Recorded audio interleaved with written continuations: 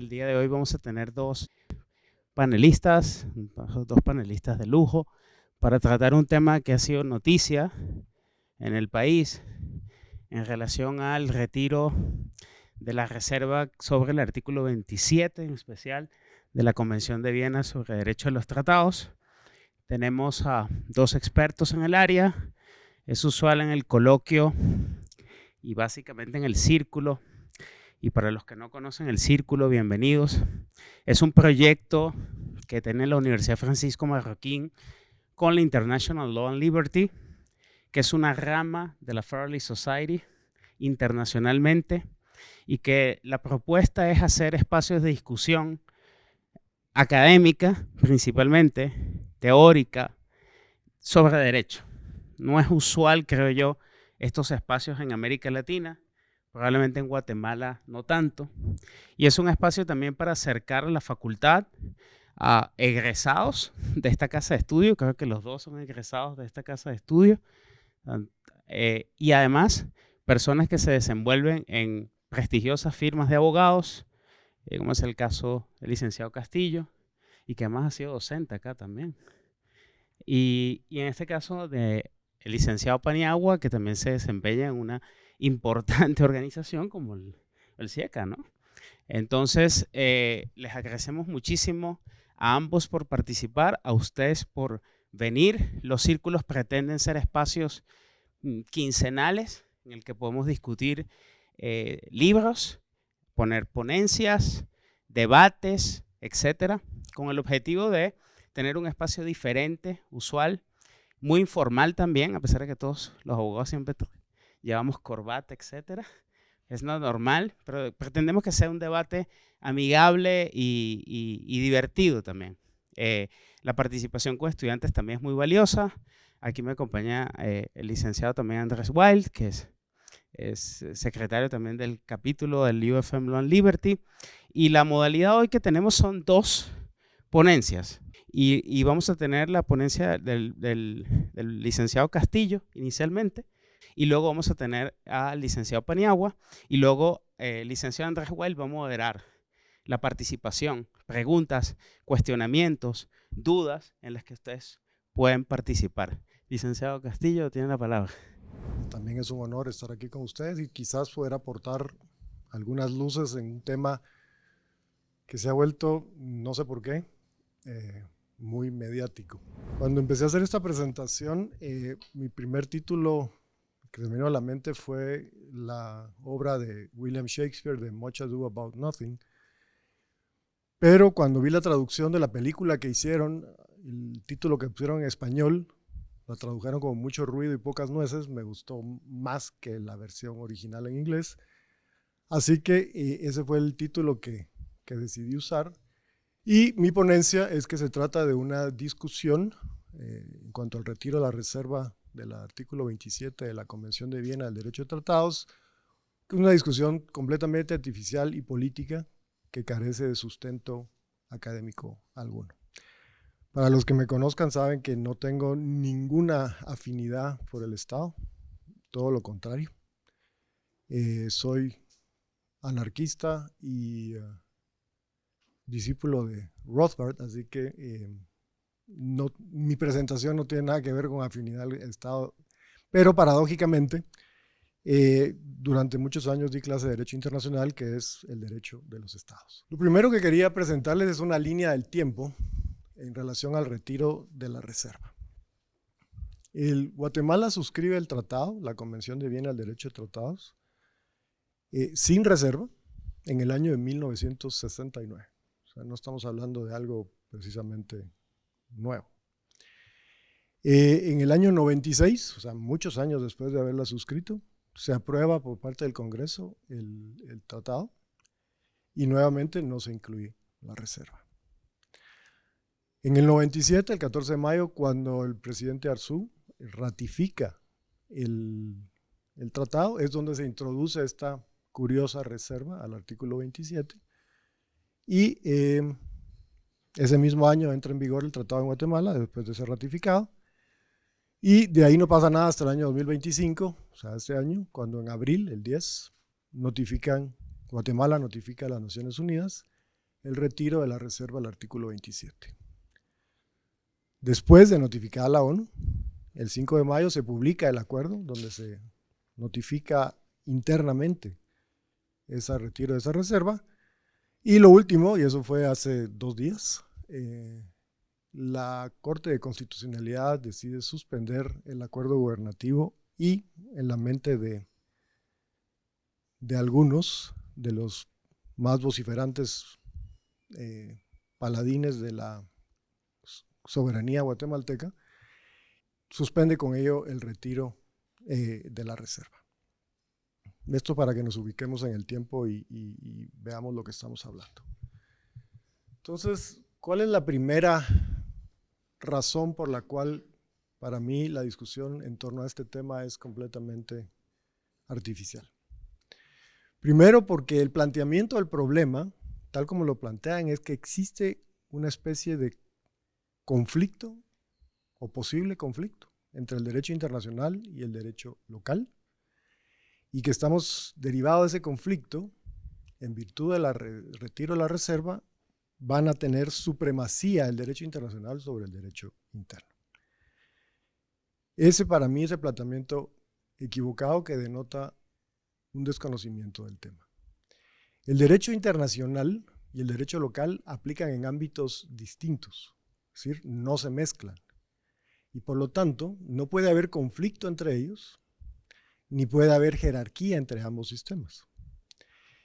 Si ustedes ven allá abajo, para mí el símil más fácil de entender es el de 2 derechos locales. Supongamos el derecho de Guatemala y el derecho de El Salvador. Nadie en su sano juicio puede discutir cuál es superior, si el derecho de Guatemala o el derecho de El Salvador. Depende en qué país estemos, ¿no? Si estamos en Guatemala, pues será no superior, será el único derecho aplicable, el derecho de Guatemala. Y si estamos en El Salvador, pues el único derecho aplicable será el derecho de El Salvador. Lo mismo sucede entre el derecho internacional y el derecho local. Si estamos en el ámbito internacional, es decir, en las relaciones entre los sujetos de derecho internacional, aplica exclusivamente el derecho internacional. Y si estamos en el ámbito local, exclusivamente aplicará el derecho local. Por lo tanto, podemos concluir que estos 2 derechos actúan en planos distintos y regulan a sujetos distintos. Y por lo tanto no existe ninguna relación de subordinación entre uno u otro, y tampoco existe o puede existir un conflicto entre ambos. Este para mí es el punto más importante, y si se entiende este punto, creo que todo lo demás es mucho más sencillo. Bueno, ¿qué es lo que dice la reserva del artículo 27, perdón, antes de entrar a la reserva? ¿Qué es lo que dice? Lo que dice es que una parte del tratado, no puede invocar su derecho interno como una excusa o razón válida para incumplir un tratado. Esto no conlleva ni implica que los tribunales locales de Guatemala deban aplicar un tratado sobre la Constitución. Ese será un asunto del derecho interno. Es decir, la decisión sobre la jerarquía normativa en conflictos de derecho interno corresponde exclusivamente al derecho local. Lo que sí puede existir entre ambos derechos es lo que se conoce como un conflicto de obligaciones. Es decir, puede ser que yo haya asumido una obligación conforme a un tratado, conforme al derecho internacional, y luego no pueda cumplir con esa obligación porque mi derecho interno me lo impide. ¿Qué es lo que dice el artículo 27? El artículo 27 dice, mire, ese es problema suyo, no es problema del resto de estados contratantes, y por lo tanto, usted ha incurrido en responsabilidad conforme al derecho internacional. Eso es todo lo que dice. No le dice al tribunal local, usted debe resolver de esta manera, usted debe aplicar los tratados por encima de la Constitución. No, ni lo dice, ni lo pretende decir, ni lo puede decir. Si ustedes vuelven al gráfico anterior, tenemos los 2 planos, los 2 ámbitos de aplicación. Arriba, en el derecho internacional, y está arriba no porque jerárquicamente sea superior, sino simplemente es la única forma que cabe en el slide, se rige por unas reglas que son las mismas para todos los estados. Mientras que abajo en el derecho local, cada estado de esa comunidad de estados tiene su propio derecho local, el cual es completamente distinto y propio de cada estado. El que es común a los estados es el de arriba. Y ahí se mantiene el derecho internacional y el derecho de los tratados. ¿Qué se distingue uno del otro? Uno, los sujetos, como digo. En el derecho internacional, ¿quiénes son sujetos? Pues principalmente los estados, organismos internacionales y en casos excepcionales, y eso es una cuestión mucho más reciente, también los individuos, pero bajo el derecho internacional. Y en el derecho local, ¿quiénes son los sujetos regulados por el derecho local? Los sujetos de derecho interno. Sí, todas aquellas personas, y aquí quizás vale la pena citar el artículo 5 de la ley del organismo judicial que dice: el imperio de la ley, o sea, la ley guatemalteca, se extiende a toda persona, nacional o extranjera, residente o en tránsito, en todo el territorio nacional. Eso rige el derecho local. El derecho internacional no le importa en lo más mínimo el contenido del derecho local. Esta norma del artículo 27, en general, la Convención de Viena sobre el derecho a los tratados es un intento de codificación del derecho consuetudinario internacional. ¿Qué quiere decir eso? El derecho internacional es en su gran mayoría consuetudinario, o sea, basado en la costumbre. Y los tratados no son más que una pequeña parte del derecho internacional, muy importante, sí, porque a diferencia de la costumbre, las obligaciones están claramente redactadas y establecidas, por lo menos en la medida en que eso es posible, teniendo abogados redactando. Pero no es que esa sea, es más, estrictamente hablando, muchos tratadistas de derecho internacional pues dicen, realmente los tratados no son fuente de derecho, son fuente de obligaciones. ¿Por qué es obligatorio un tratado? No porque lo diga la Convención de Viena que los tratados deben cumplirse, sino porque hay un principio muy anterior a la Convención de Viena, que es el principio de pacta sunt servanda. Todos los tratados deben ser cumplidos. Y dentro de ese principio de pacta sunt servanda, el artículo 27 lo único que dice es, mire, usted debe cumplirlo con lo que firmó, y si lo incumple, no venga con historias de que es por su derecho interno, porque su derecho interno es asunto suyo. Si usted suscribe voluntariamente un tratado y se obliga a algo, la responsabilidad de verificar que usted lo va a poder cumplir es suya. Pero no venga después a decirnos que no lo puede cumplir por su derecho interno. Eso es todo lo que dice. Es decir, la disposición del artículo 27 no es más que la codificación de una norma de derecho consuetudinario muy anterior al artículo 27 y a la convención en sí, y que aplica a Guatemala, exista o no exista la convención, sea o no sea parte de Guatemala de esa convención, y haya o no haya hecho la reserva. Por ponerles un ejemplo, los Estados Unidos suscribieron la Convención de Viena sobre el Derecho de Tratados, pero jamás la ratificaron. ¿Significa eso que Estados Unidos está legitimado para invocar su derecho interno y excusar de esa manera el incumplimiento de una obligación contraída bajo un tratado? No, porque esa norma de derecho consuetudinaria contenida en el artículo 27 aplica dentro y fuera de la Convención de Viena. La siguiente razón que les quería compartir es, bueno, quizás antes de pasar a la anterior, para abundar un poquito más en este tema, tenemos casos, por ejemplo, hay un Alabama Arbitration Claim de 1872, en el cual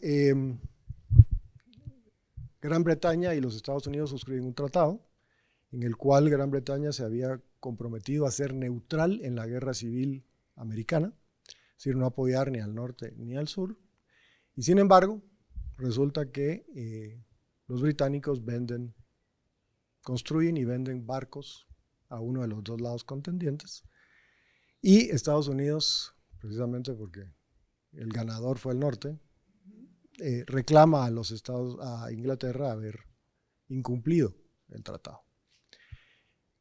La respuesta de Inglaterra fue: señores, yo constitucionalmente no puedo impedir que un fabricante o un constructor de barcos privado pues entre en negociaciones con otra parte y venda y entregue los barcos que quiera.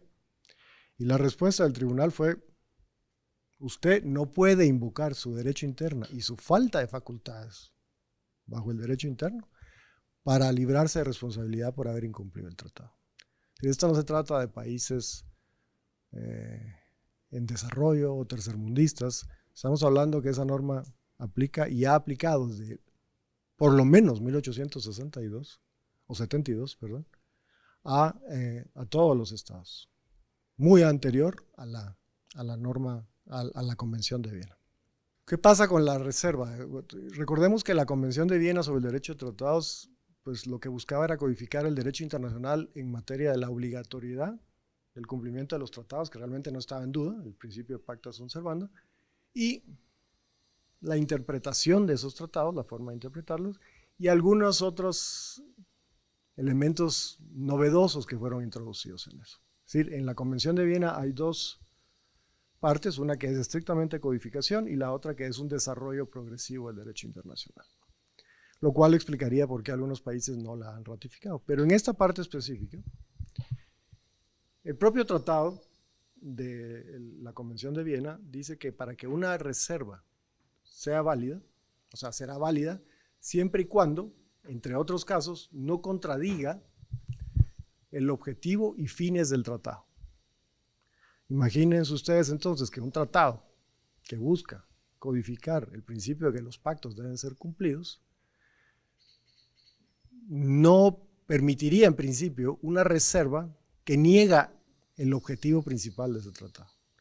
Y de ahí que quise investigar un poco más, pero confieso que no encontré.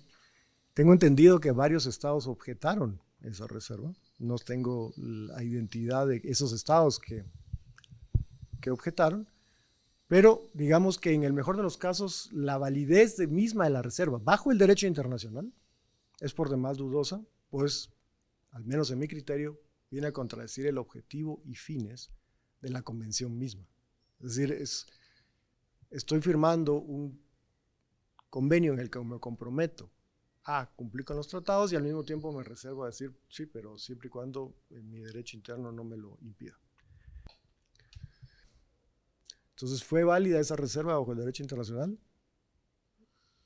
Tengo mis dudas. Mi criterio es que no.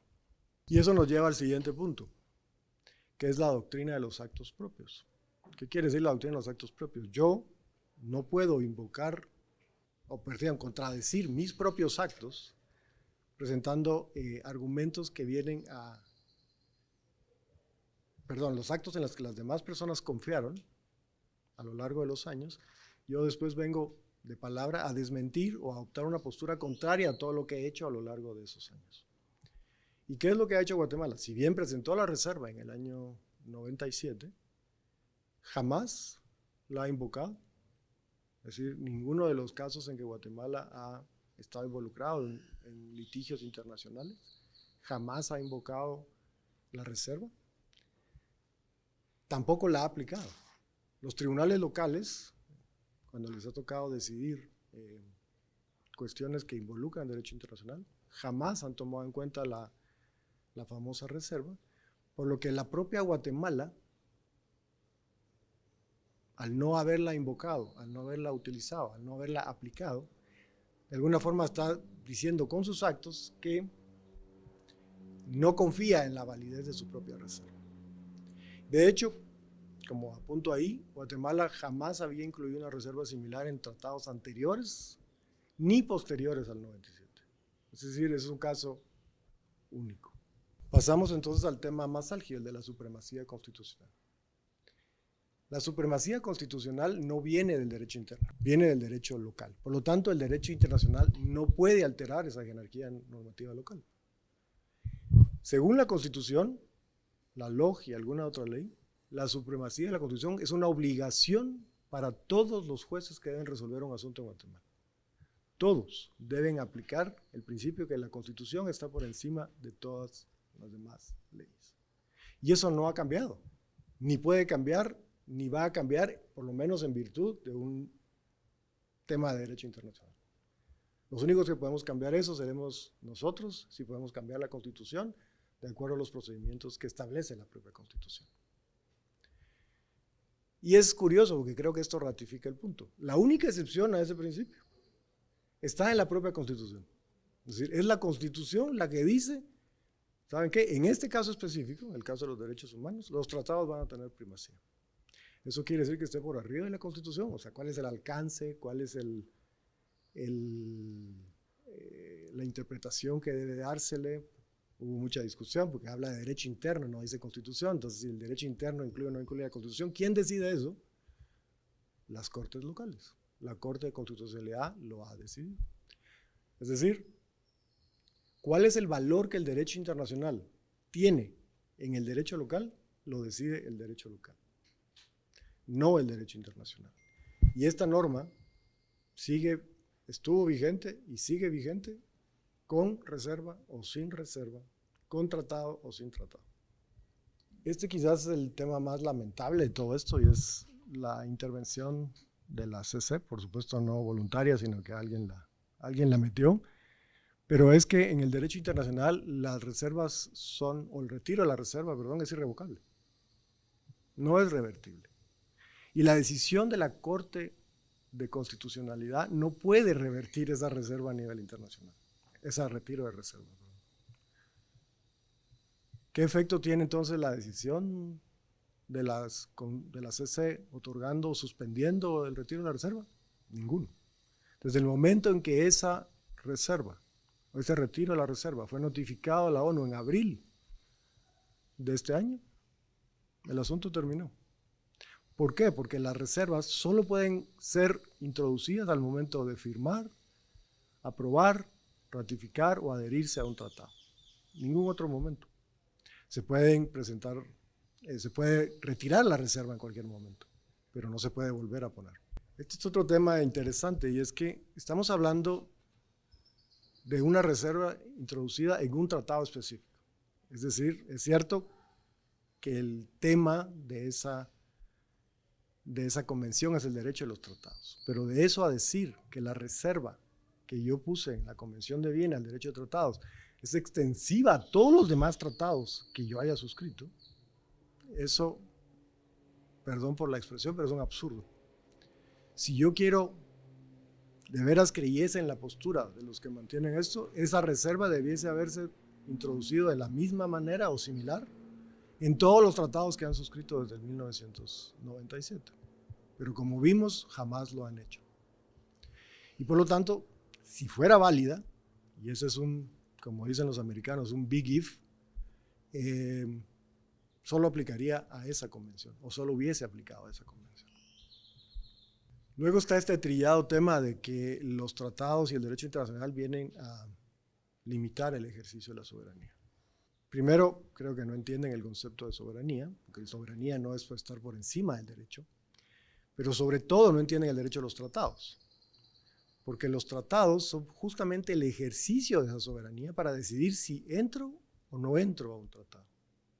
Nadie está obligado a suscribir o ratificar un tratado. La decisión de Guatemala de suscribir el Convenio de Viena es una decisión soberana, y por lo tanto al haberlo hecho ratifica su soberanía, de la misma forma que si no lo hubiera hecho. Es el equivalente a que yo dijera que estoy limitando mi derecho de propiedad porque otorgo un contrato de arrendamiento. No, voluntariamente y en ejercicio de mi derecho de propiedad estoy renunciando al uso de ese bien por un periodo de tiempo en el que le di el uso a otra persona. Al final del día yo creo que lo que hay aquí, aparte de la cuestión política y la discusión donde cualquier cosa puede ser utilizada para atacar al enemigo político, que confieso no es mi campo, ni quiero que lo sea, ni me interesa en lo más mínimo. Pero aparte hay que se ha notado en el derecho internacional dos tradiciones y dos escuelas jurídicas distintas. Tenemos por un lado la cultura contractual, porque al final del día los tratados tienen una naturaleza contractual, anglosajona, digamos. Y esa es lo que usted firma, es lo que usted cumple. Y si usted quiere liberarse de responsabilidad de una u otra manera, eso debe constar en el propio contrato. Y por eso esos contratos, quienes los hayan visto, tienen cláusulas enormes de fuerza mayor, cambio en ley, de cosas como esa.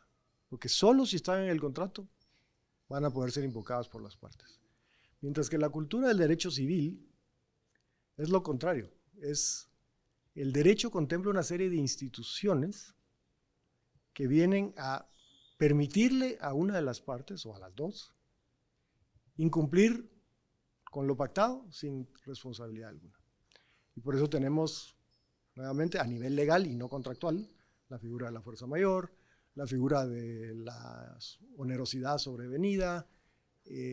Todas estas son figuras de derecho civil que no tienen un equivalente en el derecho anglosajón. Y a lo largo de la historia, siempre ha habido una tensión entre el derecho consuetudinario y el derecho internacional anglosajón y los países latinoamericanos.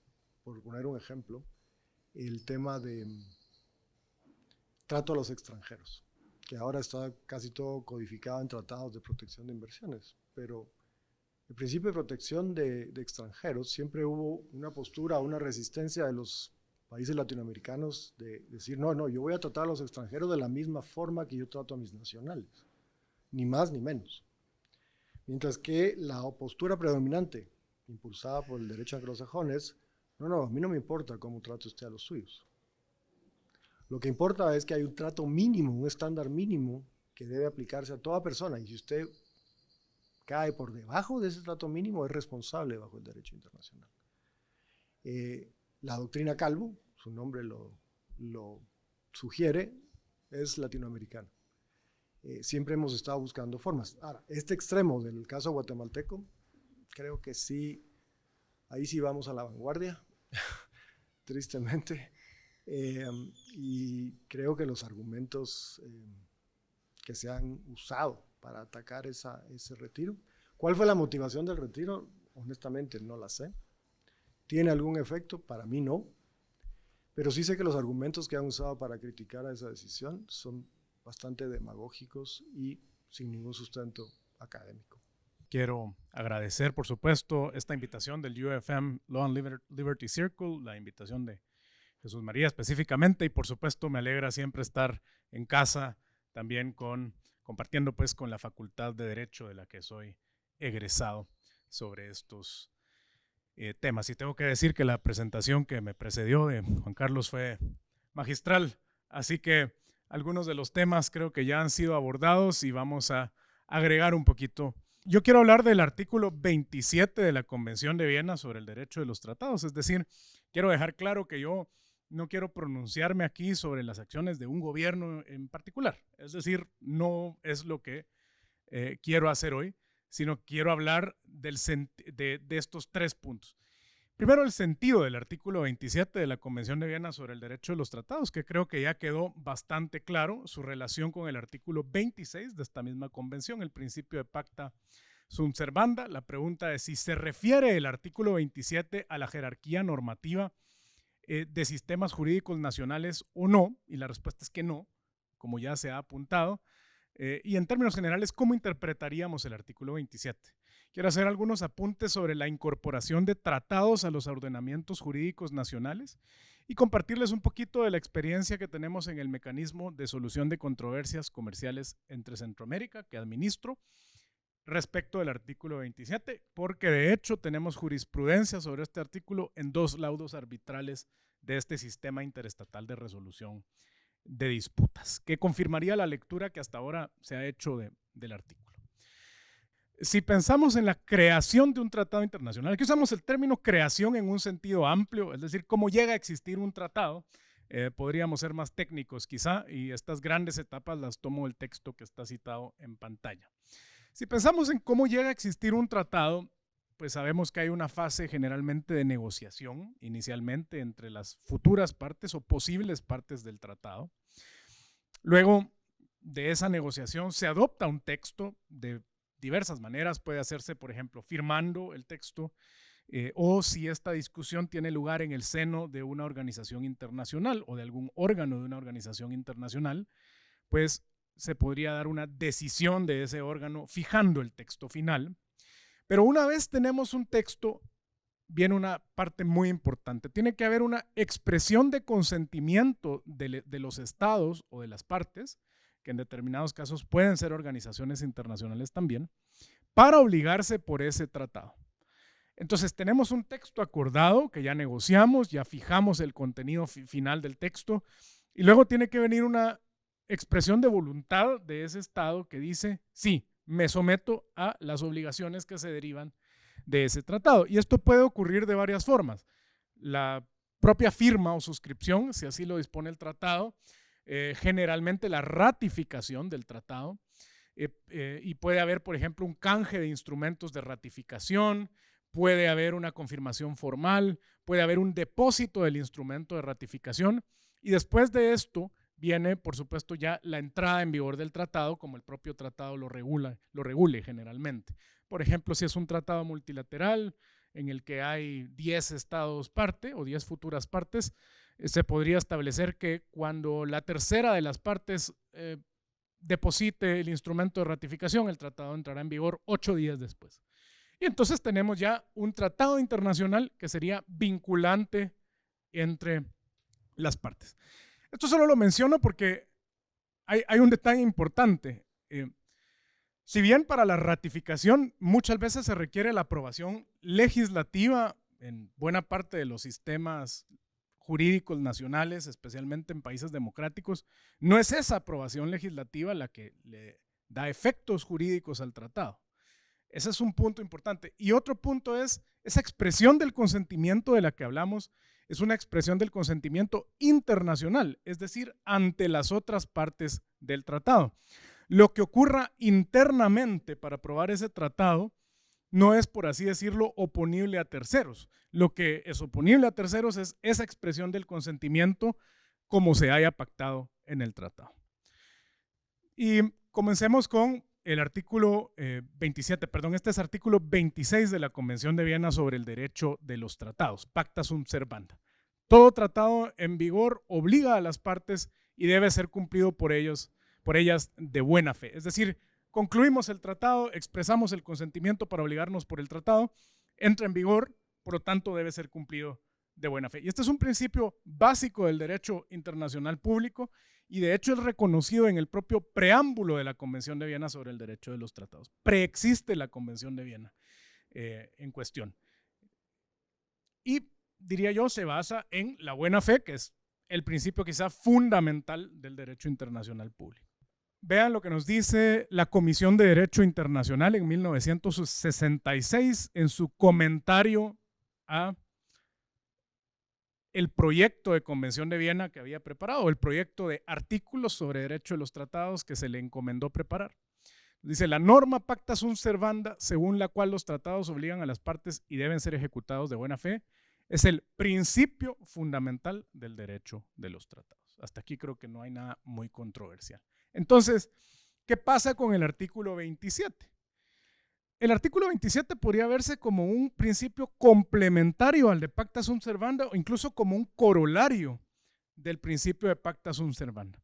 Todo tratado en vigor obliga a las partes y por lo tanto el derecho interno no es una excusa válida para incumplir un tratado. Eso es lo que nos dice el artículo 27. Vean que el artículo 27, yéndonos al sentido corriente de los términos que vemos en su redacción, no nos dice el derecho internacional prevalecerá sobre el derecho interno. Tampoco nos dice al firmar un tratado los estados se asegurarán de que sea superior a las leyes ordinarias, pero inferior a la Constitución. Tampoco nos dice eso. Solo nos dice una parte no podrá que invocar las disposiciones de su derecho interno como justificación del incumplimiento de un tratado. Hay un detalle aquí. Esta norma se entenderá sin perjuicio de lo dispuesto en el artículo 46 de la Convención de Viena sobre el derecho de los tratados. ¿A qué se refiere el artículo 46? Hoy no lo vamos a abordar, pero básicamente a las normas internas sobre las facultades para suscribir tratados. Es decir, naturalmente un tratado debe ser suscrito por funcionarios de Estado que tengan los poderes o los plenos poderes para hacerlo. No podría ir yo, si no soy un funcionario facultado por la ley interna y la Constitución, a firmar un tratado en nombre de Guatemala, digamos. Pero fuera de esos casos, el derecho interno no puede invocarse para efectos de de determinar si procede o no la observancia de un tratado. Eso es lo que nos está diciendo el artículo 27. Y vean, les quería mostrar aquí algo que nos confirma esta lectura del artículo 27 como complementario al principio de pacta sunt servanda. Este fue un artículo, o este tipo de disposiciones se discutió ampliamente en el campo del derecho de los tratados, pero específicamente en la historia de las negociaciones de la Convención de Viena sobre el derecho de los tratados. Lo propuso Pakistán. Una vez la Comisión de Derecho Internacional concluyó el proyecto de artículos sobre derecho de los tratados, se tuvo la conferencia sobre derecho de los tratados. Y en esa conferencia Pakistán propuso agregarle este principio complementario al de pacta sunt servanda. Y finalmente se acordó que quedase en un artículo distinto. De hecho, la propuesta original era que quedase en el propio artículo que actualmente es el 26. Aquí ven que se hace referencia al artículo 23 bis porque el texto estaba en negociación y no había un orden de artículos definitivo en este momento. Pero la propia delegación del Pakistán nos dice aquí el propósito de esta disposición es agregarle al principio de pacta sunt servanda el principio adicional de que ninguna parte de un tratado puede invocar las disposiciones de su constitución o sus leyes como una excusa por no haber ejecutado una obligación internacional que asumió. Eso es lo que nos está diciendo Pakistán. Es decir, confirma esa lectura. Noten que habla de la Constitución Nacional incluso, pero no para efectos de determinar una jerarquía normativa. Solo para efectos de decir, esta Constitución no puede invocarse ante terceros. Volviendo a la creación de tratados y lo que hablábamos al inicio. Una vez se ha fijado el texto de un tratado, es necesario expresar el consentimiento para obligarse por ese tratado. Es decir, tiene que haber un acto que sea público, pero internacionalmente público, por decirlo de esta manera, para expresar ese consentimiento. El derecho interno de un Estado, en ese sentido, no es público para las demás partes del tratado. Es decir, en la época del Internet, cualquiera puede consultar la Constitución de Guatemala, pone en un buscador de Internet Constitución Política, pero el punto aquí es ese proceso de generación de normas internas. No es un proceso en el que participen las demás partes del tratado. Por lo tanto, no tiene sentido que se intente oponer una norma interna a las demás partes del tratado que no conocen esas interioridades y no tienen por qué conocerlas, digamos, salvo algunas consideraciones a lo mejor de debida diligencia en la firma o suscripción de tratados. Entonces, consideraciones sobre el artículo 27. Como decíamos, es un principio complementario al de pacta sunt servanda. Todo tratado es obligatorio, el derecho interno no es excusa para incumplirlo. ¿Regula el artículo 27 la jerarquía interna de los sistemas jurídicos nacionales? No. Se refiere a los efectos de un tratado para las partes. Noten que se inserta en la parte 3 de la Convención de Viena sobre el derecho de los tratados. El título de esta parte de la Convención es Observancia, Aplicación e interpretación de los tratados. Y el artículo 27 específicamente se refiere a la observancia de los tratados. Y luego hay otro tema importante, ya creo que Juan Carlos lo dejó muy claro. El derecho internacional y el derecho interno son sistemas jurídicos distintos y regulan relaciones jurídicas distintas. El tratado regula relaciones entre las partes y el derecho interno pues regulará algunos otros aspectos para los ciudadanos de un Estado y para los propios órganos de ese Estado. Ahora hablemos algunos aspectos del derecho nacional o del derecho interno y los tratados internacionales.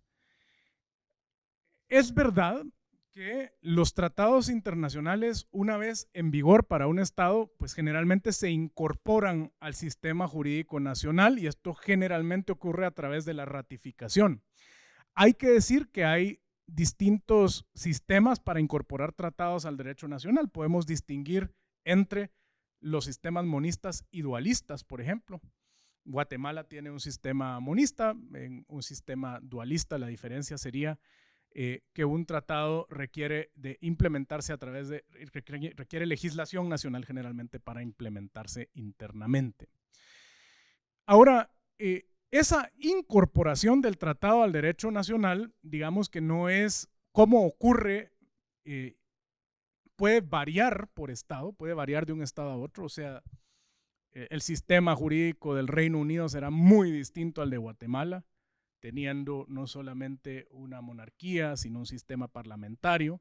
El sistema federal de los Estados Unidos será muy distinto al de Guatemala. Y también puede variar cómo se concibe la jerarquía normativa dentro de cada sistema jurídico nacional. Porque un punto importante es que esa jerarquía normativa principalmente nos permite resolver conflictos de leyes por el criterio de jerarquía, pero esa conceptualización de la jerarquía normativa puede variar, es decir, no solo podemos tener una jerarquía distinta, por ejemplo en un sistema federal habrá una constitución nacional y constituciones federales, allí ya hay un elemento que no existe en Guatemala, pero además puede conceptualizarse desde la doctrina de formas distintas. En nuestro contexto hablamos muchísimo de la pirámide de Kelsen, que es una analogía para referirse a las nociones que Kelsen planteaba en sus textos sobre nomodinámica y nomoestática, el derecho como sistema jerárquico de fuentes y como conjunto jerárquicamente ordenado de normas, digamos. Pero si hablamos con un abogado de los Estados Unidos, probablemente para hablar de jerarquía normativa nos hablará de judicial review y de otro tipo de desarrollos que se han dado en ese contexto jurídico. Ahora, un punto importante. Entonces, todas estas consideraciones internas, digamos, no son relevantes para efectos de cumplir o incumplir el tratado. Ese sería el punto principal. O sea, no podría Guatemala, por dar un ejemplo, decirle a El Salvador o a los Estados Unidos, es que fíjese que para mí el tratado en la pirámide de Kelsen, digamos, va en este punto exacto. Y alguien más decirle, pues qué interesante, pero fíjese que según la doctrina de mis juristas va en este otro punto. Digamos, esa discusión para efectos de la observancia del tratado no es relevante. Un punto importante. El artículo 27 impide que se haga un control de constitucionalidad de los tratados. En realidad no. Es decir, podemos determinar si un tratado se ajusta a la Constitución o no. Sí, principalmente en dos momentos. Lo ideal es que hagamos esto en la fase de negociación del tratado y antes de que entre en vigor. Y de hecho, yo que tengo experiencia en negociaciones regionales y un poco en negociaciones internacionales, les puedo decir que este tipo de discusiones sí surgen, digamos. Por ejemplo, si hablamos del Código Aduanero Uniforme Centroamericano, que es un instrumento de derecho comunitario, un poco distinto a este tema, pero podrá haber discusiones sobre un artículo en el que se atribuyen competencias al fisco, que a lo mejor constitucionalmente no corresponden en un país, y entonces surgirá ese tema durante la negociación. ¿Y qué pasa una vez el tratado ha entrado en vigor? ¿Se puede ejercer control de constitucionalidad? Y la respuesta va a variar también de un país a otro. Hay estados que perfectamente declaran inconstitucionales los tratados internacionales. Sus cortes, por ejemplo, lo hacen. Sin ir tan lejos, países vecinos lo hacen. ¿Qué es lo que pasa? Que esa declaratoria de inconstitucionalidad no produce efectos respecto de las otras partes del tratado. Es decir, no con eso se dice, entonces el Estado puede incumplirlo. Tendría que ocurrir algo más en el ámbito del derecho internacional para que ese tratado deje de ser aplicado. Por ejemplo, podría denunciarse el tratado si llega a ser necesario. O si esa declaratoria de inconstitucionalidad se refería a un artículo del tratado en particular, podrá renegociarse ese artículo con las demás partes. Pero ese es un tema que deberá verse caso por caso, dependiendo de las circunstancias. Pero sí hay estados que ejercen ese control de constitucionalidad de tratados. Bueno, esto aquí, Estados Unidos que no puso en vigor la Convención de Viena, pero aplica muchas de estas disposiciones como consuetudinarias. Vean aquí la delegación de Estados Unidos decía, cada estado, al discutirse esta disposición, puede determinar qué disposición legal tiene una autoridad interna o un peso interno mayor en cada caso. Dice. O sea, el artículo 23 bis, que pasó a ser el 27, no se refiere, al menos según estas delegaciones que lo estaban discutiendo, a jerarquías normativas internas. Aquí también lo vemos en doctrina, esta cita, el artículo 27 no genera una jerarquía general entre el derecho internacional y el derecho nacional, ni prescribe cómo los estados deben dar efecto internamente al derecho internacional, ni la posición de este en el sistema jurídico nacional. No son esos sus alcances. Y hay un corolario aquí, en el artículo 32 de los artículos de responsabilidad del Estado por hechos internacionalmente ilícitos, ¿Qué pasa si un Estado decide que no va a cumplir un tratado por razones constitucionales, qué sé yo? ¿Puede hacerlo? Sí, puede hacerlo, digamos, pero eso le va a generar responsabilidad internacional. Y nuevamente, para los efectos de determinar los alcances de esa responsabilidad internacional, el derecho interno no es relevante. Esa determinación se va a hacer según derecho internacional. Y les puedo mencionar un poquito de la práctica en nuestro mecanismo de solución de controversias regional, el MSC. Este es un mecanismo que permite resolver disputas comerciales interestatales para los estados parte del subsistema económico del SICA. Como saben, el SICA es la gran sombría de nuestro proceso de integración, el sistema de la integración centroamericana, y dentro del SICA hay un subsistema que rige aspectos económicos. Es un mecanismo intergubernamental, no disponible para particulares, digamos. En ese sentido es internacional. Combina medios diplomáticos y jurídicos para la resolución de disputas en 4 grandes fases, pero nos vamos a centrar en la fase arbitral. Se han resuelto 35 disputas con este mecanismo y hemos tenido 4 arbitrajes internacionales bajo las reglas del MSC. Y un poco aquí a lo mejor de promoción, pero publicamos un repertorio de jurisprudencia que puede ser un recurso interesante para ustedes, que agrupa los criterios arbitrales y algunos de la Corte Centroamericana de Justicia por disposición tratada o por artículo tratado en cada uno de ellos. Bueno, aquí pueden ver, perdón, está un poco pequeño, pero cómo se ve una página de nuestro repertorio. Quería también mostrarles pues, cómo funciona esta publicación, pero vean que justamente nuestro repertorio tiene una sección sobre el artículo 27 de la Convención de Viena sobre el derecho de los tratados, y el título o el subtítulo que pusimos ahí pues es la relación entre derecho comunitario y derecho interno. En este derecho comunitario es un concepto más complejo que el derecho internacional, pero básicamente los tribunales, 2 tribunales de este mecanismo, aplicando el artículo 27, han confirmado que el derecho interno no es relevante para determinar el cumplimiento de una obligación de carácter internacional. Me gusta el lenguaje que se usó. Dice que el derecho interno no es parámetro de análisis para el cumplimiento de una obligación internacional. O sea, el tribunal, al analizar el cumplimiento de una obligación internacional, aplicará la normativa regional o internacional, no el derecho interno, ¿verdad? Básicamente, pueden verlo, allí se citan los laudos con más detalle, quizá por tiempo no vamos a profundizar en esto. Y un punto importante sobre la soberanía, yo creo que entonces aquí pareciéramos estar coordinados. Históricamente, la capacidad de celebrar tratados ha sido una de las 4 características clásicas de la soberanía estatal. El jus tractatum, siendo la facultad de celebrar tratados. También aquí podemos hablar jus legationis, jus standi, jus belli, ¿verdad? Cuestiones de guerra, legitimación activa. Pero entonces, digamos, no podríamos decir que el artículo 27 mine la soberanía. Más bien afirma que en ejercicio de una de esas características de la soberanía, que es suscribir tratados internacionales, pues el Estado puede efectivamente obligarse, pero una vez lo hace, debe cumplir esas disposiciones. Básicamente, esa sería la lógica detrás del artículo 27 de la Convención de Viena. Así que muchísimas gracias por la invitación, Jesús, y pues ahí concluimos. Muchísimas gracias, licenciado Paniagua. Creo que hemos tenido ya 2 excelentes presentaciones que provocan mucha discusión. Estoy seguro que todos tienen muchas preguntas que quisieran hacer y participar. ¿Alguna pregunta? Sí, por favor.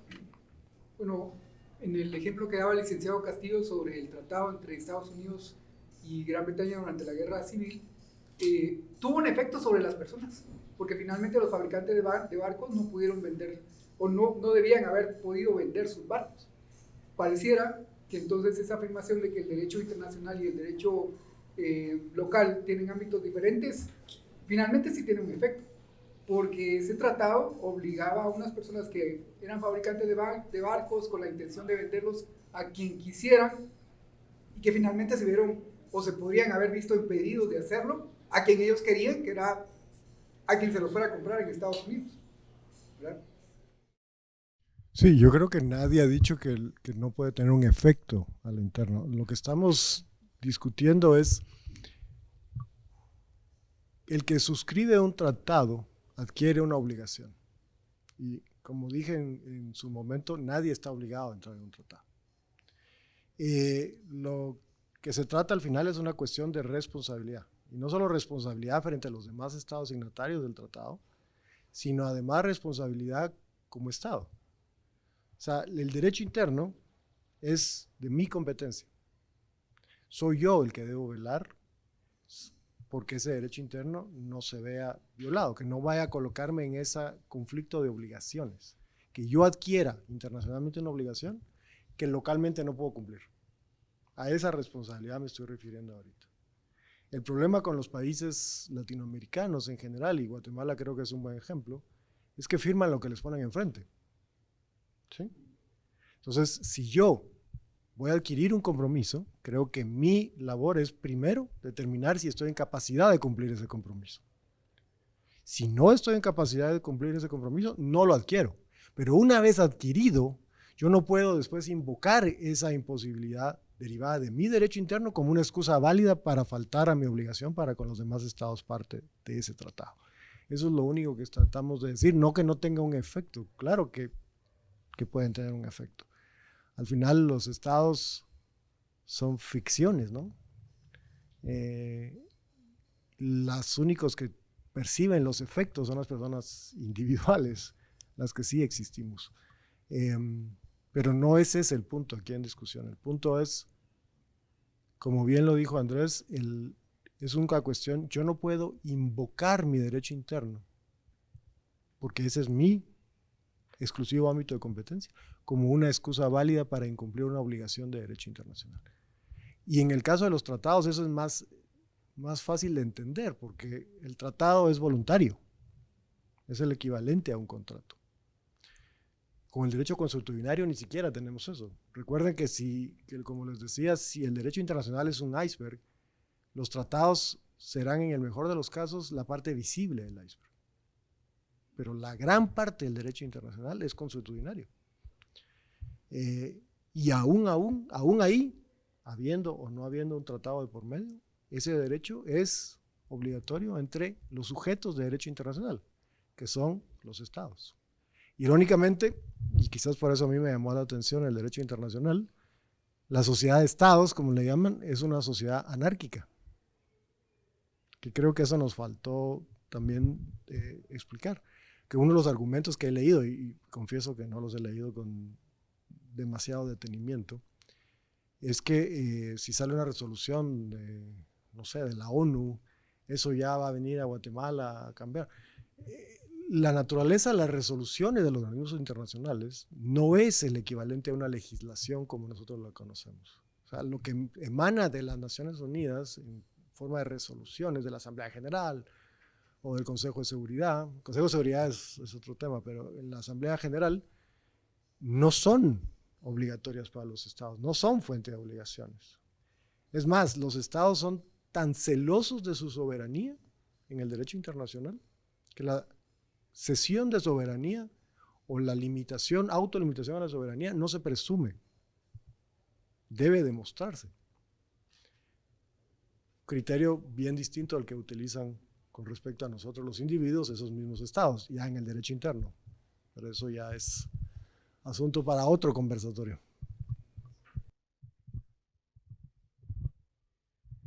Yo quisiera complementar esta respuesta con un punto. La suscripción de un tratado internacional puede conllevar, por ejemplo, modificar leyes internas. Ese puede ser un efecto de un tratado, pero como compromiso voluntariamente asumido por un Estado. A ver, un ejemplo. Bueno, Guatemala es miembro original de la Organización Mundial del Comercio, pero digamos que un país que no sea miembro original se adhiere.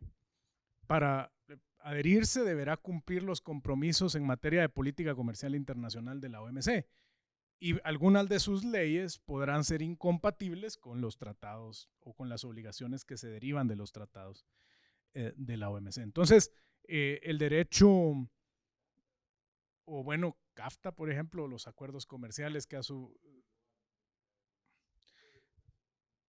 en materia de propiedad intelectual, incluso el convenio centroamericano de propiedad intelectual que regía a nivel regional se derogó en parte por cumplir disposiciones CAFTA. Entonces, no quiere decir que el derecho internacional no incida de alguna manera sobre el derecho interno.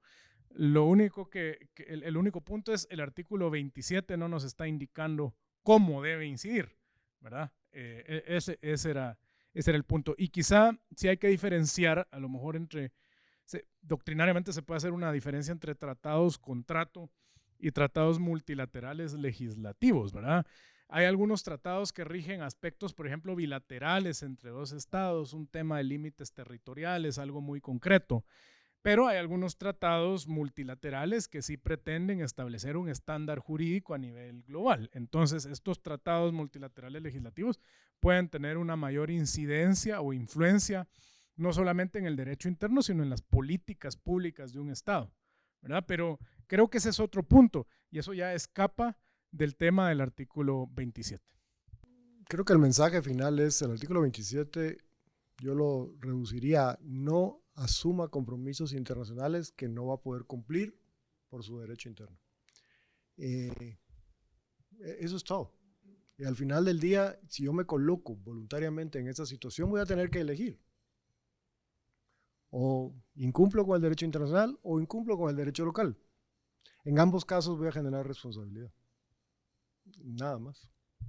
Otro de los argumentos que, digamos, que se están dando en relación al tema del levantamiento del artículo son aspectos formales. Por ejemplo, el tema de la publicación, que se publicó posteriormente, y también el tema de si debía haber pasado esto por el Congreso. No sé qué opinan ustedes con relación a los aspectos formales, cómo se procedió, digamos.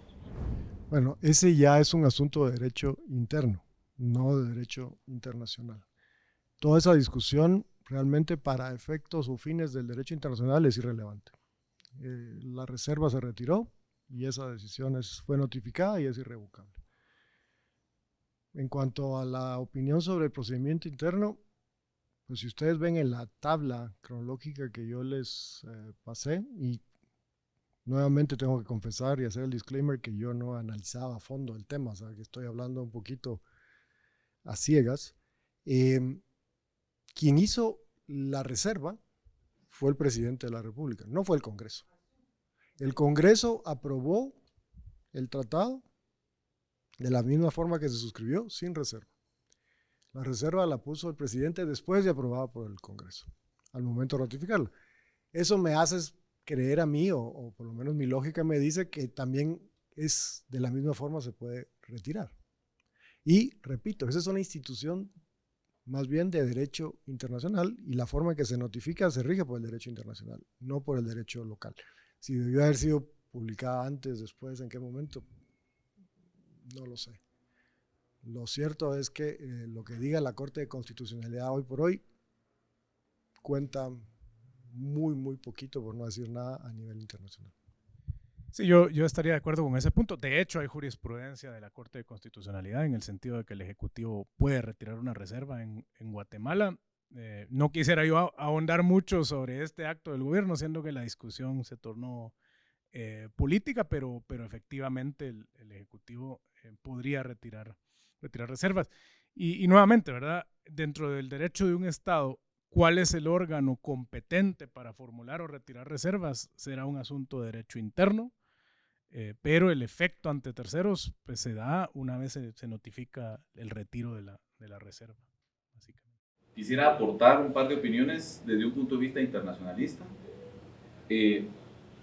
Bueno, viajar un poco en el tiempo, tal vez imaginarnos qué quiso el legislador en su momento, en el 97, al plantear la reserva, ¿verdad? Probablemente estaré especulando y es pues solo de indagar un poco más, no he tenido la oportunidad, pero tratando de ver un poco que tal vez el legislador en ese momento pretendía, Guatemala estaba saliendo de un conflicto armado interno, ¿verdad? Y probablemente pues se veía con instituciones un poco aún en formación y consolidación y pretendieron tal vez interpretar que la injerencia internacional iba a afectar en ese momento. Pienso que tal vez por eso se planteó la reserva, ¿verdad? Dejando eso de lado, pues ya nos trasladamos en el tiempo y en el 2007, respondiendo tal vez un poco a su pregunta, en el 2007 el gobierno de Óscar Berché planteó una consulta a la Corte de Constitucionalidad de quién tenía la facultad de poder levantar la reserva. Resuelve la CC, que es el presidente de la República, más no el Congreso de la República, ¿verdad? El Congreso está facultado para la ratificación en sí, dentro del proceso constitucional, y el presidente, pues en la operatividad de los tratados, pues ya está facultado para retirar la reserva, ¿verdad? O plantear en temas de reserva.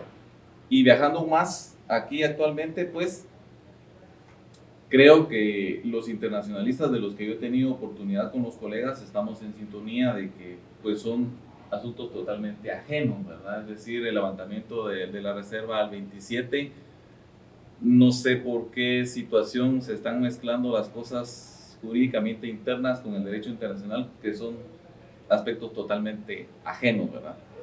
Aclarando eso, pues solo quisiera plantear cierta, pues no sé si preocupación desde un punto de vista legal, también desde un punto de vista como abogado, es sobre el comunicado que ayer emitió la Corte de Constitucionalidad, ¿verdad? Dando con lugar a un amparo provisional, ordenando al presidente que comunique, es decir, están haciendo una mezcla técnica, legal y un tanto de tinte político, ¿verdad? Es lamentable. Es lamentable porque, ¿qué manda? Bastante. Entonces, es lamentable porque nosotros, desde un punto de vista académico, técnico, legal, eso es inconcebible. Pues incluso la CC argumenta algo que no tiene cabida y da una opinión muy subjetiva y muy sui generis de algo que no, ni siquiera creo que tiene competencia. Entonces, pero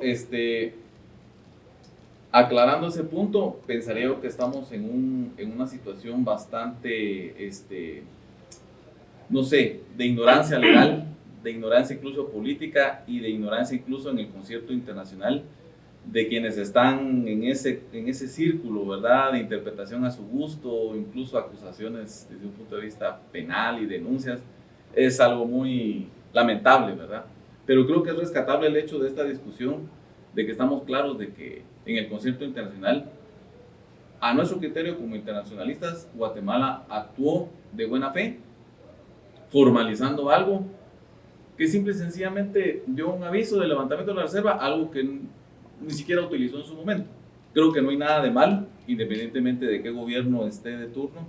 El Estado de Guatemala fortaleció su soberanía, su autonomía, su decisión en el concierto internacional. Pensaría que de repente puede servir este punto de vista que pareciera que va en sintonía. Es un buen acto de buena fe del Estado de Guatemala ante el concierto internacional. Gracias. Yo no sé si alguien oyó ayer, le parecía al decano, las declaraciones de Molina Barreto en Emisoras Unidas. Él, primero, no debió de haber otorgado una entrevista a un medio si él es de la corte que está conociendo el caso. Pero no solo la entregó, la dio, sino que él ya externó opinión y dijo claramente que lo que habían hecho era inconstitucional. En un país con mediana cultura jurídica se le podría recusar, pero eso ya sabemos que eso no va a pasar aquí. Y sin embargo, él cita lo que usted dijo al revés. Lo que hizo el presidente Berché, él dijo, así debió haberse hecho, pero no dijo la respuesta que había dado la Corte. Entonces, sí hay mucha manipulación. Yo creo que lastimosamente el tiempo no permitió que este evento, digamos, pudiera ser hecho ante alumnos de la facultad, porque hubiera sido muy enriquecedor. Dejó entrever que iban a resolver el caso rápido. De repente, todavía cuando regrese el semestre no lo han resuelto. Entonces esto sería muy ilustrativo y muy útil, ¿verdad? Porque no es una discusión política ni ideológica, es una discusión jurídica. ¿Alguno sabe por qué hubo la reserva en la época de Garzón? ¿A qué se dio la reserva? Yo no tengo ese dato, no he conversado con personas que estuviesen en el Ejecutivo en ese entonces o no tengo interioridades, pero es un buen punto. Yo creo que posiblemente, bueno, por ahí he escuchado algunos temas de a qué sectores realmente les preocupa la reserva. Tengo que decir que creo que no son los temas que se han planteado públicamente. Públicamente se han planteado unos temas para antagonizar cuando el interés real puede ir por otro lado, pero no me atrevería a comentarlo aquí públicamente porque no sé qué tan fiable es eso que yo escuché.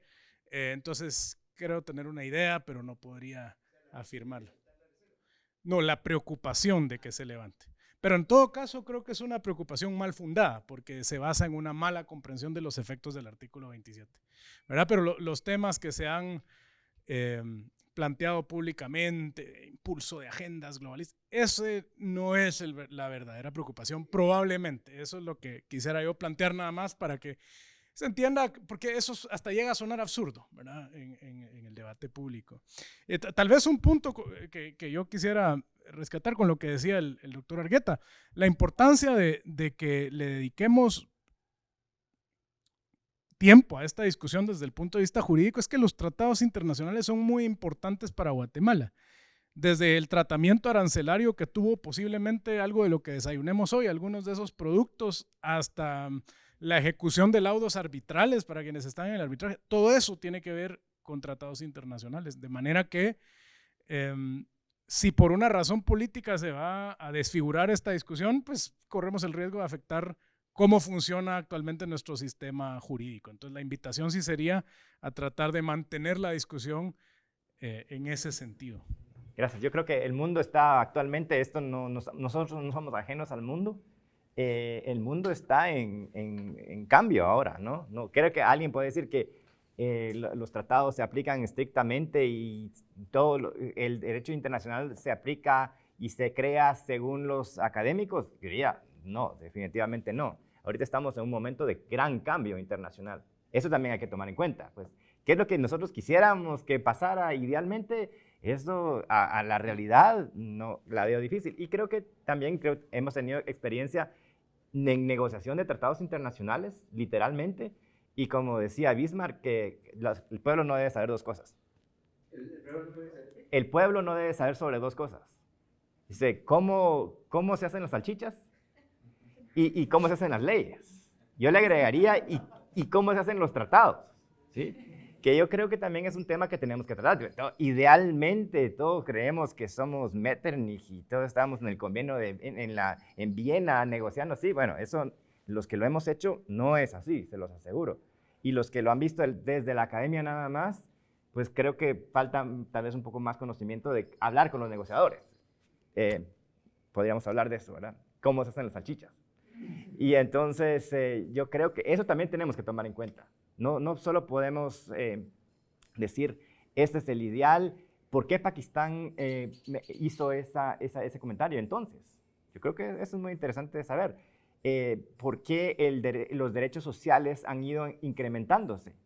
¿Y qué efecto tiene eso en el derecho internacional? Yo creo que eso también hay que hablarlo.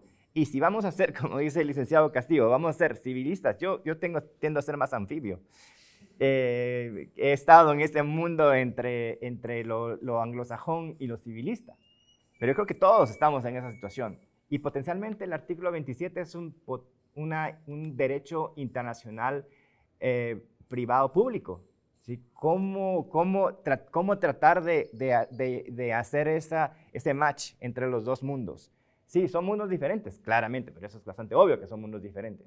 Pero ¿cómo vamos a ser anfibios? ¿Será que es posible ser anfibios? Creo que una de las primeras preguntas que nos hacía el licenciado Castillo en clase era, ¿será que el derecho internacional es derecho? Yo creo que ahí también podríamos hablar, ¿será que es derecho realmente? Y bueno, ¿y cuál de los derechos va a ser? ¿Anglosajón, el derecho anglosajón, o va a ser derecho civil? Y digamos si fuera derecho civil, ¿será que en el tratado realmente incorporan todo la introducción al derecho, digamos, la formación de los contratos, cómo se hacen las negociaciones, el error, la capacidad? Que creo que cuando se menciona el artículo 46, en el propio artículo 27, nos dice, miren, saben que hay otras cosas que considerar también. Entonces yo creo que la doctrina Calvo, la doctrina Monroe, los tratados iniguales en China, todo eso lo tenemos que tomar en cuenta. Y Guatemala es un país donde hay grandes internacionalistas también. Entonces, yo creo que no deberíamos de tirarle tanta tierra a Guatemala. Guatemala tiene y siempre ha tenido buenos puntos. la doctrina Calvo, creo, como decía bien el licenciado Castillo, la reserva del artículo 27 es una manifestación de que Guatemala no se termina de sentir cómoda con las situaciones. Y por la propia experiencia negociadora de Guatemala. ¿Y qué efectos puede tener? Y también tiene efectos para venderse a lo internacional y tiene efectos de venderse a lo interno. Yo creo que estos académicamente también lo tenemos que hablar. No creo que solo nos podemos quedar en la letra muerta. El doctor. Solo una pregunta a propósito de las exposiciones. Era en relación a algo que se ha dicho por acá, se mencionaba tenemos una discusión que no es política, sino jurídica, y eso me parece fundamental, aunque siempre hay un ribete político, sobre todo en el derecho constitucional y en el derecho internacional, pero las posiciones fueron muy de interpretación de los tratados, de la convención, y eso la verdad es que les felicito. Yo no soy especialista en derecho internacional, y una cosa que era un argumento dos argumentos que he escuchado y me gustaría las consideraciones de ustedes. Uno respecto al tema de soberanía. Me llama la atención que se esboza un argumento de que la Constitución es la norma por antonomasia soberana y que el derecho internacional no tiene ningún tipo de efecto, ninguno. Es como un cuento de Harry Potter y que no tiene nada que ver con la Constitución. Cuando lo que ha pasado, al menos desde el punto de vista del derecho constitucional, es que la Constitución de Guatemala tiene una recepción del derecho internacional de los derechos humanos innegable. Es decir, buena parte de los artículos de la Constitución de Guatemala son copias de la Declaración Universal de Derechos Humanos, de la Convención Americana de Derechos Humanos. O sea, de alguna forma, si uno ve el argumento que se está esbozando, es como que si el derecho internacional no tuviese nada que ver con Guatemala. O sea, que es una afirmación que se desdice incluso leyendo la propia Constitución.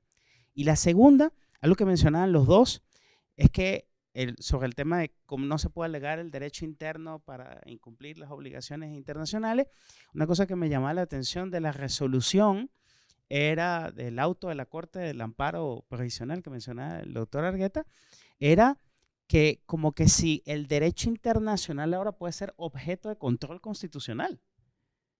O sea, porque técnicamente lo que se estaba diciendo es, sí, no estamos incumpliendo, pero todo lo que venga del derecho internacional tiene que ser filtrado por la Corte de Constitucionalidad, aunque sea ratificado, suscrito. O sea, algo mencionaron ustedes dos, pero me gustaría como la opinión ya más técnica y muchísimas gracias por las explicaciones. Y creo que vale la pena porque el licenciado Castillo nos decía que hay muchas nueces, pero poco ruido. Yo creo que las nueces están tronando, ¿verdad? Y también, pues, el mercader de Venecia nos decía que tiene su derecho a su libra de carne, pero sin una gota de sangre. Vamos a ver, traté de apuntar aquí algunas cosas de las que dijo Andrés y otras de las que dijo Jesús. Cuando Andrés, yo comprendo esa... O sea, al final recordemos que este es el derecho de los estados. Y todos sabemos, o por lo menos yo, los estados son violencia organizada. O sea, son gángsters los que están haciendo los tratados. Y de ahí, supongo yo, el dicho de Bismarck, que era bastante de esa escuela. Pero esto tiene una solución muy fácil. O sea, nadie obliga a Guatemala a firmar esos tratados. Nadie. Y creo que cada vez que se firma un tratado debe haber un análisis concienzudo, serio y apolítico para determinar si lo que estoy firmando, uno, es o no es compatible con mi derecho interno. Dos, si es o no es conveniente para el país. Pero lo que no se vale es firmar lo que sea y después decir, yo no lo voy a cumplir. Eso es, creo, lo único que dice el artículo 27. En cuanto al tema de qué valor tiene el derecho internacional en el derecho interno, lo determina el derecho interno de cada país. Creo que Andrés lo explicó muy bien. Cada ordenamiento jurídico tiene su propia disposiciones sobre jerarquía normativa. ¿Y qué lugar ocupa el derecho internacional? Si es que ocupa alguno dentro de esa normativa, lo va a decidir cada estado. Ahora, en el caso específico de Guatemala, el artículo 149 de la Constitución manda que el Estado de Guatemala debe cumplir con todas sus obligaciones de derecho internacional. O sea, de alguna manera eleva a rango constitucional el derecho internacional. Sobre este artículo nadie habla y la Corte creo que ha emitido algunas resoluciones, para mi sorpresa, sensatas sobre el artículo 149. Entonces, en el caso de Guatemala, yo creo que está clara la respuesta.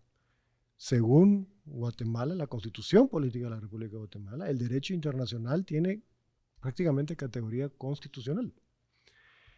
Por lo tanto, también es difícil hablar de que se está violando la Constitución por la propia Constitución. Lo que sí pueden estar seguros, y creo que dada la concurrencia, que no sé si todos somos abogados, pero tengo la sospecha de que sí, es que todos los estados tendrán una constitución o una norma fundamental equivalente a la Constitución. Pero solo Guatemala hizo esa reserva a esa norma, que como digo, es muy anterior a la Convención de Viena y no emana de esa convención. Mi impresión, y perdón que sea tan franco, pero quienes me conocen no les va a sorprender, la reserva, no sé cuál fue la razón, pero fue hacer de Guatemala el hazmerreír de la comunidad internacional. Y esto que están haciendo ahora es peor. Yo quizá respecto a estas consideraciones sí agregaría un punto. Hay otras discusiones sobre política internacional, sobre los mecanismos de gobernanza global y su diseño, e incluso sobre la crisis de los mecanismos de gobernanza global que no tuvimos hoy. Y digamos, en esos mecanismos de gobernanza global podríamos ser críticos de cómo se produjo un cierto balance de fuerzas, podríamos ser críticos incluso en esquemas de integración sobre el balance democrático que genera la atribución de competencias a órganos comunitarios. Toda esa discusión es real y existe. Yo no pretendo negarla con la presentación sobre el artículo 27. Solo es que creo que esas discusiones exceden de los alcances que tiene esta norma. Sería muy interesante tener más adelante algún tipo de discusión de estas. Sí, doctor. Un comentario muy breve respecto a su comentario sobre si entonces se va a pasar al control constitucional del derecho internacional. Eso fue lo que dijo Molina Barreto ayer. Más palabras menos. Lo que dijo ayer fue no nos pueden obligar la ONU, dijo, o cualquier otro organismo internacional a imponernos un cumplimiento de algo que viola nuestra Constitución y la que determina si alguna norma internacional viola la Constitución va a ser la Corte Constitucional. O sea, lo que usted tenía pena ya pasó. Sí. ¿Qué se lee de la sí.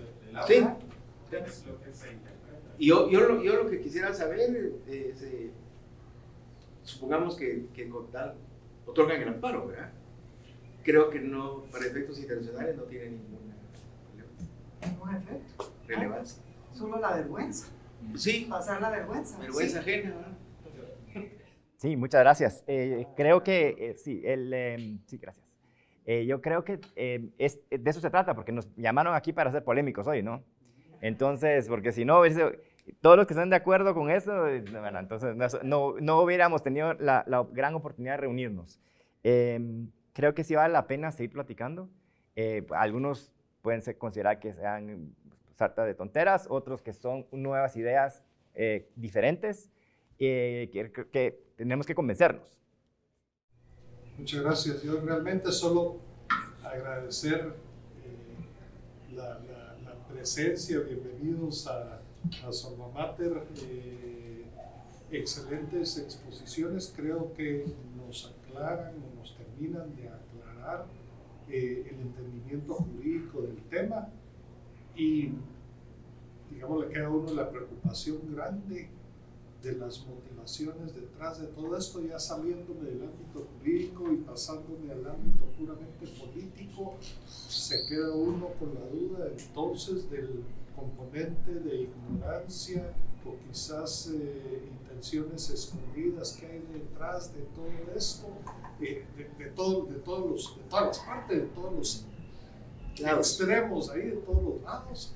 Así que eso pues a mí me queda como una enorme curiosidad, entender qué pasó, qué estaba ocurriendo en el ámbito político, pero me queda muy claro, gracias a las exposiciones, cómo entenderlo jurídicamente, y eso me confirma algo que creo que ya habíamos discutido y platicado antes, así que muchas gracias por las exposiciones. Muy bien. Y yo creo que eso nos da oportunidad de seguir platicando, ¿verdad? Y conversando. Les agradecemos muchísimo a su presencia el día de hoy. Creo que en hablar, tener diferentes puntos de vista, podemos ir aprendiendo todos más, que no creo que nadie pueda decir, yo ya aprendí, por lo menos yo no, yo sigo aprendiendo, y creo que el hablar y tener diferentes puntos de vista, Guatemala es parte de la historia de América. Una institución del derecho indiano es acato pero no cumplo. Entonces yo creo que Guatemala es un país un poco diferente. Es un país un poco diferente. No tienden a leer a los tratadistas. A Guatemala le gusta ser muy independiente. Siempre lo ha sido. Creo que siempre lo será. Y creo que por eso vivimos esa tradición, porque en Guatemala nos gusta discutir. Nos gusta decir que el otro no sabe nada, que el otro sí lo sabe todo. Y eso es una gran tradición hispánica también. Así que yo creo que vale la pena. Le damos las palabras de despedida a nuestro presidente. Gracias, Andrés. Bueno, muchísimas gracias por la asistencia. Yo creo que salieron muchísimos temas de las dos excelentes exposiciones que tuvimos. Les agradecemos muchísimo. El evento en ese sentido es muy pedagógico, didáctico, técnico, de interpretación jurídica. Creo que eso falta muchísimo, sobre todo con tanta saturación política. Nuestra alianza, como ya les dijimos, con la International Law and Liberty Society, y precisamente en el centenario de Manuel Ayao, es la misión jurídica, también ética, también económica. Todas esas implicaciones, incluso económicas, también dan para un foro de las implicaciones que esto puede llegar a tener. Así que tanto nuestros panelistas sumamente invitados, además que ya nos han dado ideas para profundizar en otros temas que no se pudieron cubrir hoy, como a otras personas que ustedes conozcan, para que se involucren en el círculo. El círculo lo que pretende ser es una red, un network de juristas entusiasmados, de personas afines al derecho, porque también pueden aportar politólogos, economistas, en las ideas que inspiran a ambas instituciones: Estado de Derecho, separación de poderes, control judicial, defensa de los derechos individuales. Y el derecho internacional es algo importantísimo. Andrés comentó algo importante, solo aquí como extranjero, quizás los juristas más famosos de Guatemala siempre han sido internacionalistas. Entonces yo creo que es un espacio también importante a tener en cuenta. No los únicos, pero los que se conocen fuera de Guatemala usualmente han sido personas del derecho internacional. Así que hoy nos dedicamos al derecho internacional público. Hay temas de derecho internacional privado también, hay temas de derecho mercantil, hay temas de derecho administrativo, hay temas de derecho constitucional, y todos los temas van a ser cubiertos en el foro. Les va a llegar una invitación también para un seminario que pretendemos hacer, pero es una discusión de libros, y luego también seguir el calendario de eventos. Han tenido la oportunidad de recibir un newsletter donde ustedes pueden proponer temas. Así que les invitamos a que entre sus contactos, bien sea de los bufetes, de la academia, de sus clases, de sus amigos, etcétera, hagan la buena nueva, así como, ¿no?, sobre este espacio muy reducido que pretende ser eso, ¿no? Era un apostolado, ¿no? En Estados Unidos hay muchos círculos. En América hispana somos el primero. No hay en ningún lado. En Guatemala en eso es pionero. Somos los primeros que tenemos un Law and Liberty en la UFM. Así que muchísimas gracias.